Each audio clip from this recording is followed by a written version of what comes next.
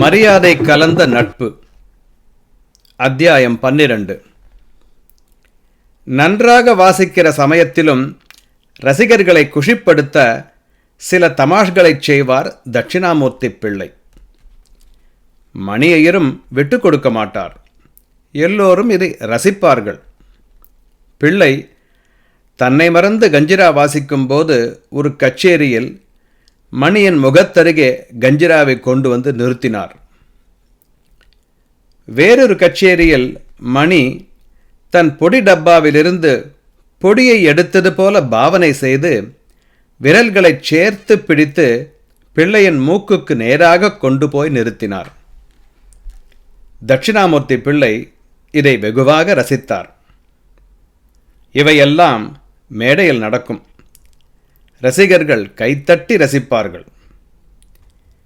மேடையில் இருக்கும்போது இப்படியெல்லாம் செய்ய தைரியம் உண்டு என்றாலும் மணி ஐயர் கச்சேரி என்று காலை முதல் டென்ஷனாக இருப்பார். நினைவு முழுவதும் தட்சிணாமூர்த்தி பிள்ளையின் வாசிப்பு பற்றித்தான் இருக்கும்.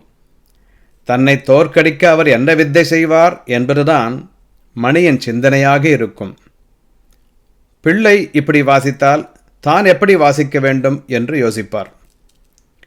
அவரை வெற்றி காண இந்த நடை போதுமா? தட்சிணாமூர்த்தி பிள்ளையும் இதே போலத்தான் யோசித்துக் கொண்டிருப்பார் என்று மணி ஐயருக்கு தெரியும். மணியை எப்படி வெற்றி கொள்வது என்று நினைத்துத்தான் அவரும் வாசிக்க ஆரம்பிப்பார். யோசித்து வைத்த சங்கதிகள் எல்லாம் மறந்து போய்விடும் அல்லது தவறாக போய்விடும். ஆனால் அதை அவர் ஏற்க மாட்டார், சிரமப்படுவார். மணியின் வாசிப்பில் பிழையே இருக்காது, கணக்காக இருக்கும். இதை கேட்கும்போது பிள்ளை பயந்து போய்விடுவார். பொதுவாக 45-50 நிமிடம் தனியாவர்த்தனம் வாசிக்கும்போது மக்கள் அசையாது கேட்டுக்கொண்டிருப்பார்கள். மணியின் வெற்றிக்கு காரணம் எந்த சமயத்தில் எப்படி செய்ய வேண்டும் என்பதை சரியாகவும் அழகாகவும் செய்ததுதான். கும்பகோணம் ராஜமாணிக்கம் பிள்ளையின் மகள் கல்யாணம்.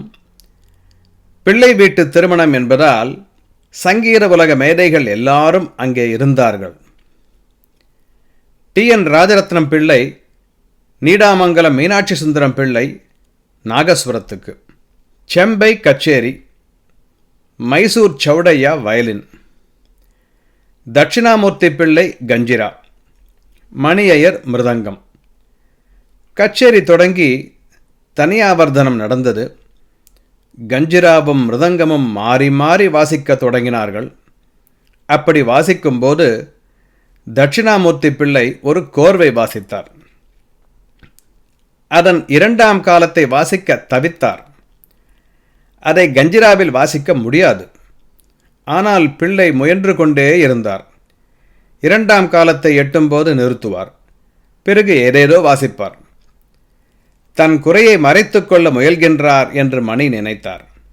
அந்த நிமிடமே அந்த கோர்வையின் 2ஆம் காலத்தை எப்படி கஞ்சிராவில் வாசிக்க வேண்டும் என்று மணி மிருதங்கத்தில் வாசித்து காண்பித்தார். உடனே வித்வான்கள் கைத்தட்டினர். தட்சிணாமூர்த்தி பிள்ளை எதுவும் செய்ய இயலவில்லை.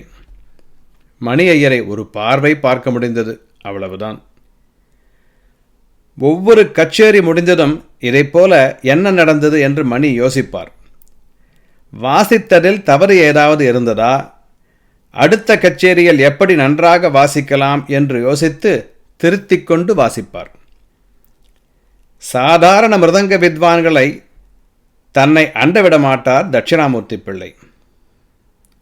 அழகுநம்பியா பிள்ளை ஆகட்டும், வைத்தியநாத ஐயர் ஆகட்டும், சாத்தபுரம் சுப்பையர் ஆகட்டும், ஒரு ரிங் மாஸ்டரை போல் எல்லோரையும் தன் கட்டுப்பாட்டுக்குள் வைத்திருந்தார் தட்சிணாமூர்த்தி பிள்ளை என்று கூறலாம். யாராலும் தன்னை வெல்ல முடியாது என்ற கர்வம் அவரிடம் இருந்தது. ஒரு தனித்துவம் அவரிடம் தெரியும். கச்சேரியில் முக்கியமான நபர் பாடகர்தான் என்றாலும் தட்சிணாமூர்த்தி பிள்ளை மேடையில் அமர்ந்து கொண்டு விட்டால் அவர்தான் பிரதானம். பிள்ளை சொல்லும்போது பாடகரே பாடுவார். மிருதங்கக்காரரை பிள்ளை பார்த்தால் அவர் வாசிப்பதை நிறுத்தி விடுவார். எந்த கீர்த்தனை பாடி தனி வாசிக்க வேண்டும் என்று பிள்ளை சொல்வதுண்டு. எங்கே நிறுத்த சொல்கிறாரோ அங்கே நிறுத்த வேண்டும். மணி ஐயருக்கு இப்படி எதுவும் நேரவில்லை. பிள்ளை எதை வாசித்தாலும் மணி இன்னும் அழகுபடுத்தி வாசிப்பார். அரியக்குடியின் கச்சேரிக்கு வாசிக்கும் போது தட்சிணாமூர்த்தி பிள்ளை செய்த வேடிக்கை பற்றி மணி கூறினார். வழக்கம் போல் நல்ல கூட்டம். பிள்ளை ஒரு கோர்வை வாசித்து நிறுத்திய போது அரியக்குடி ஒரு பாட்டை தொடங்கிவிட்டார். பிள்ளை உடனே 2 கைகளையும் நீட்டி பாட்டு தொடங்க நேரம் ஆகவில்லை என்று கூறினார். இன்னும் 1 நிமிடம் கூட வாசித்தார். பிறகு அரியக்குடியிடம் இப்போதுதான் பாட்டை தொடங்க வேண்டிய கட்டம் என்றார் பிள்ளை. நான் ஒரு பாடகராக இருந்திருந்தால் இந்த இடத்தில்தான் எடுத்திருப்பேன் என்று பிறகு மணி கூறினார். அரியக்குடியும் தவறு செய்வார் என்று காண்பிக்கத்தான் பிள்ளை அப்படி நடந்து கொண்டார். இன்னொரு சந்தர்ப்பத்தில் அபூர்வ தாளத்தில் ஒரு கிருதியை அரியக்குடி எடுத்தார். பிறகு தனியாவர்த்தனம் தொடங்கியது. தட்சிணாமூர்த்தி பிள்ளை ஒரு கணக்கு வைத்து ஒரு கோர்வை வாசிக்க ஆரம்பித்தார். இடையில் ஒரு திருத்தம் விட்டு போனதால் தாளத்தில் பிழை ஏற்பட்டது. திருத்த முற்பட பிழை அதிகரித்தது. பிள்ளை மணியை பரிதாபமாக பார்த்தார்.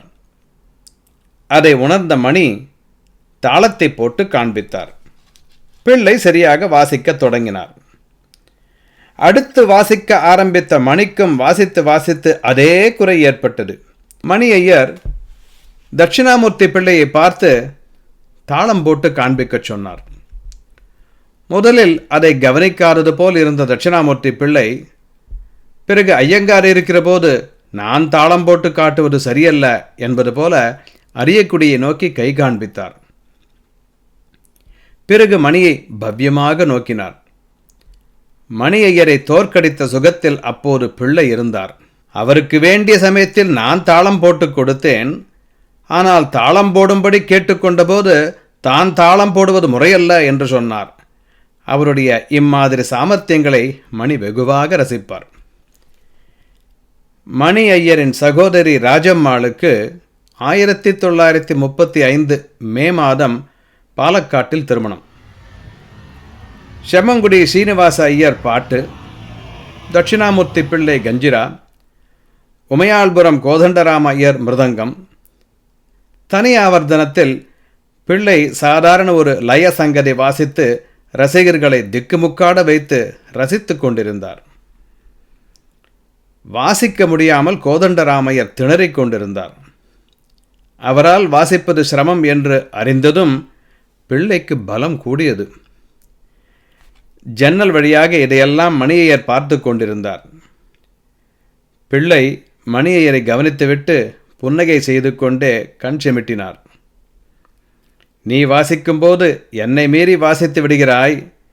மற்ற மிருதங்க வித்வான்களை எப்படி ஆட்டி வைக்கிறேன் பார் என்று அவர் கூறுவது போல் இருந்ததாம்.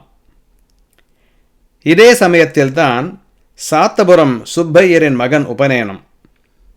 பிரம்மாண்ட ஏற்பாடு. செம்பை பாட்டு, சௌடையா வயலின், தட்சிணாமூர்த்தி பிள்ளை கஞ்சிரா, மணியையர் மிருதங்கம். தோடி ராகத்தில் கோடினதலு தனுஷ்கோடி என்று செம்பை பாடினார். அனுபல்லவி எடுத்த நேரம் முதல் கஞ்சிராவும் மிருதங்கமும் சேர்ந்து கச்சேரியை ஓகோ என்று உயர்த்தின. இருவரும் முன்கூட்டியே லயத்தில் தீர்மானித்து வாசிப்பது போல் இருந்தது. ரசிகர்கள் மகிழ்ச்சியில் ஒருவித பிரமையில் இருந்தார்கள். பூக்களையும் அங்கவஸ்திரங்களையும் மேலே தூக்கி போட்டு ஆரவாரித்தார்கள். அடுத்த நாள் தட்சிணாமூர்த்தி பிள்ளை விச்சாண்ணா என்ற விஸ்வநாத ஐயர் வீட்டு திண்ணையில் உட்கார்ந்து பேசிக்கொண்டிருந்தார். சுப்பையரும் CS கிருஷ்ண ஐயரும் உடனிருந்தார்கள். மணி ஐயர் அங்கே வந்தார். அவரை கண்டதும் பிள்ளை நாற்காலியிலிருந்து எழுந்து உட்காருங்கள் என்று சொல்லிவிட்டு தரையில் அமர்ந்து விட்டார். வேண்டாம் வேண்டாம், நீங்கள் பெரியவர், நீங்கள் நாற்காலியில் உட்காருங்கள், நான் கீழே தரையில் உட்கார்ந்து கொள்கின்றேன் என்றார் மணி ஐயர். பார்ப்புக்கு மூப்பு கிடையாது. பிராமணர் மரியாதை விஷயத்தில் வயது ஒரு பிரச்சனை அல்ல என்று தட்சிணாமூர்த்தி பிள்ளை கூறினார். எனக்கு ஓர் ஆசை உண்டு. மணி ஐயரையும் அவர் மனைவியையும் ஒரு ஜட்கா வண்டியில் அமர்த்தி கிராமத்தில் வலம் வர வேண்டும் என்றார் தட்சிணாமூர்த்தி பிள்ளை. நட்பும் பாசமும் கலந்த குரல். பிள்ளை மணி ஐயரிடம் வைத்திருந்த பெரும் மதிப்புக்கு இதுவோர் உதாரணம். அந்த சிநேக வார்த்தையை கேட்டு மணி ஐயர் அப்படியே பிரமித்து போய்விட்டார்.